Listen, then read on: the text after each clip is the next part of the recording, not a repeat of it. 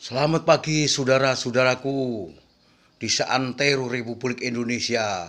Selamat berjumpa lagi dengan kami, YouTuber Sontoloyo, saudara-saudara. Ada berita aneh-aneh di negeri yang saya cintai itu, yaitu NKRI harga mati. Ada pejabat yang sudah gila kepada kekuasaan, gila kepada harta. Masa presiden ingin diperpanjang, ada yang ingin diundur, ada yang minta periode 3 kali masa jabatan presiden. Ini sudah awur-awuran, saudara-saudara. Ini sudah pikiran yang sangat keblinger, saudara-saudara. Masa jabatan presiden ingin diperpanjang, itu kan melanggar konstitusi. Ya kalau SIM diperpanjang nggak apa-apa, STN diperpanjang. Nah ini jabatan presiden diperpanjang. Apa negara ini milik nenek moyangmu? Negara ini negara berdaulat. Semua rakyat memiliki negeri ini. Negeri ini bukan milik satu golongan, milik satu partai, atau milik gerombolan orang-orang yang gila jabatan. Saudara-saudara, ini zaman sudah aneh, dipenuhi orang-orang aneh. Dan pikiran-pikiran yang aneh juga. Makanya jadi pejabat tinggi ngomongnya sudah nggak diatur, seperti orang terminalan. Negeri NKRI harga mati tidak dikelola dengan baik, tapi dikelola dengan dipenuhi orang-orang yang koruptor, yang tidak cinta dengan rakyat. Dulu Bung Karno sering ngomong tentang ampera dalam pidatonya.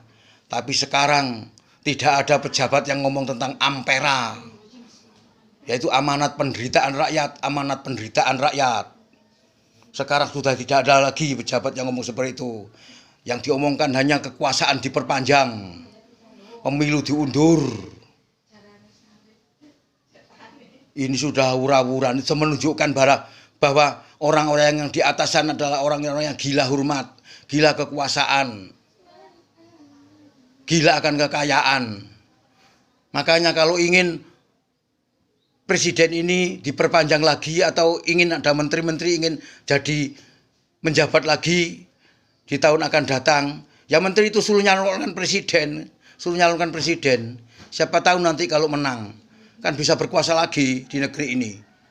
Ya Pak Luhut lebih baik nyalonkan presiden saja. Nanti kalau dipilih rakyat kan Bapak jadi presiden. Tambah enak kan kalau menang. Pemenangnya sangat luas.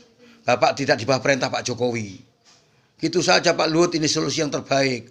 Kalau Bapak memang ingin menjabat terus, ya Bapak harus mencalonkan presiden nanti tahun 2024. Itu jalan yang paling baik, opsi yang paling baik, yang tidak didemo oleh mahasiswa.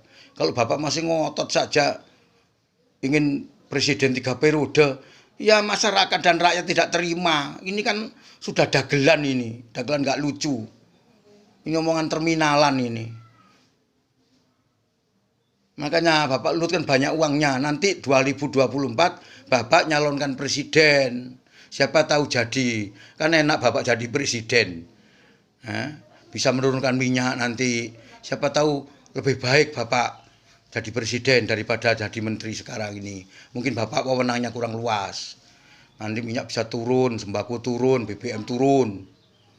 Korupsi bisa diberantas karena Bapak adalah purnawirawan dari Angkatan Darat, yaitu Jenderal Bintang 4. Siapa tahu nanti menteri-menteri takut dengan Bapak kalau Bapak bisa jadi presiden seperti Pak Harto nanti. Korupsi bisa diberantas habis oleh Bapak. KKB juga bisa diberantas habis. Yang di Papua itu, yang sudah korbannya banyak, baik polisi, tentara maupun masyarakat yang rumahnya dibakar lalu diusir itu. Jangan ngomong minta jabatan diperpanjang, masa jabatan diperpanjang, presiden 3 periode. Ini kan kehendak Bapak sendiri. Lurah dikoordinir, kepala desa dikoordinir. Kalau tidak dikoordinir, masa bisa ngumpul sampai 15.000 katanya. Terus Bapak datang sama Pak Jokowi ke situ. Pak Jokowi juga begitu. Pak Jokowi itu menurut saya itu mau tapi malu. Karena apa? Omongannya sendiri dulu katanya Siapa yang mau mencalonkan saya untuk ketiga kalinya berarti menjerumuskan saya, mencari muka, padahal saya sudah punya muka. Tapi akhir-akhir ini Pak Jokowi gak tegas. Mau sebetulnya, tapi malu. Menunggu semua kepala desa se-Indonesia dikoordinir, dikumpulkan. Nanti kalau kepala desa setuju, mungkin satu desa rakyat setuju, satu desa lain rakyat setuju. Berarti seluruh Indonesia setuju. Setelah itu amandemen undang-undang, diamandemen. Maksudnya kan begitu skenario-nya. Saya saja orang goblok ngerti kok. Orang desa saya ini ngerti kok. Apalagi orang yang pinter-pinter itu. Jangan bodohi Pak. Ini sudah zaman merdeka, bukan zaman kolonial lagi. Rakyat Bapak sudah cerdas-cerdas. Bahkan kalau perlu presiden nanti dari Jawa Timur. Biar presidennya Bloko Suto. Tidak inggah, tapi tidak kepanggih. Inggah, tapi tidak kepanggih. Cari saja presiden yang ngomongnya apa adanya. Seperti Bung Karno, presiden dari Jawa Timur. Yang dulu pernah mendengung-dengungkan tentang Ampera. Ampera setelah merdeka itu. Ingat tentang penderitaan rakyat. Jadi pemimpin harus beramanah. Yang dipikulnya adalah amanat penderitaan rakyat. Amanat penderitaan rakyat. Bukan enaknya sendiri. Sekarang sudah tidak pernah ngomong amanat penderitaan rakyat. Tapi malah koruptor. Katanya cinta NKRI. Cinta Pancasila. Justru orang-orang koruptor itulah yang tidak cinta NKRI. NKRI dirusak. Mengelola negara seenak sendiri. Sudah dikasih jabatan enak, digaji enak, rumah dinas enak.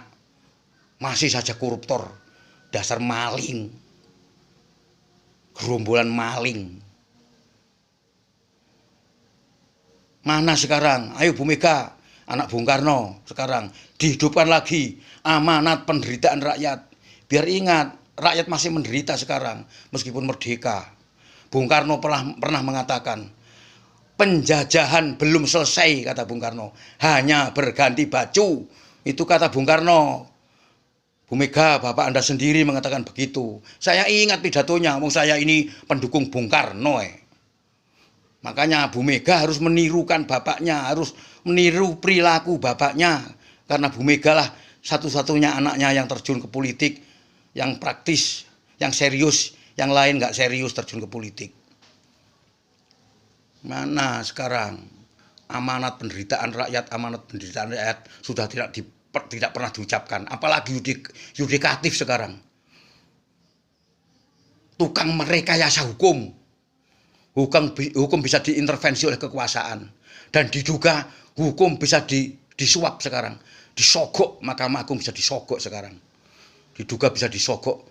Buktinya Nur Hadi, sekretaris Mahkamah Agung itu. Makan suap 45 miliar. Itu kemana uangnya? Kok sekarang nggak ada satu oknum Mahkamah Agung yang jadi tersangka. Kemana uang itu? Masa dimakan sendiri oleh Nur Hadi? Pikiran ini seperti nggak bisa nerima. Uang banyak itu mungkin lebih 45 miliar itu. Itu bisa disuap. Lalu kemana? Untuk apa itu kalau nggak untuk suatu perkara? Nur Hadi itu Markus, maklar kasus. Sekretaris Negara. Buktinya tangkap KPK sekarang kok. Udah aneh-aneh. Makanya harta, tahta, wanita itu seperti candu. Membuat manusia ketergantungan. Makanya tidak peduli untuk mendapatkannya. Baik mendapatkan harta, tidak peduli halal haram. Ingin mendapatkan kekuasaan atau jabatan, tidak peduli. Menempuh jalan apapun, siasat yang jelek pun dilakukan. Asalkan bisa mendapat jabatan. Untuk merebut wanita tidak peduli. Baik itu istrinya orang, istrinya apa, kalau dia senang akan bagaimana direbut dari suaminya. Ini sudah gila-gilaan ini. Makanya benar kata Rasulullah. Yang membuat manusia gila di dunia adalah harta, tahta, wanita. Itu seperti candu. Membuat orang adiktif, membuat orang akalnya kerasukan setan. Sekian saja. Wassalamualaikum warahmatullahi wabarakatuh. Goodbye. Hidup PDI. PDI partainya wong cilik. Bu Mega sekarang wong cilik mendelik minyak goreng larang.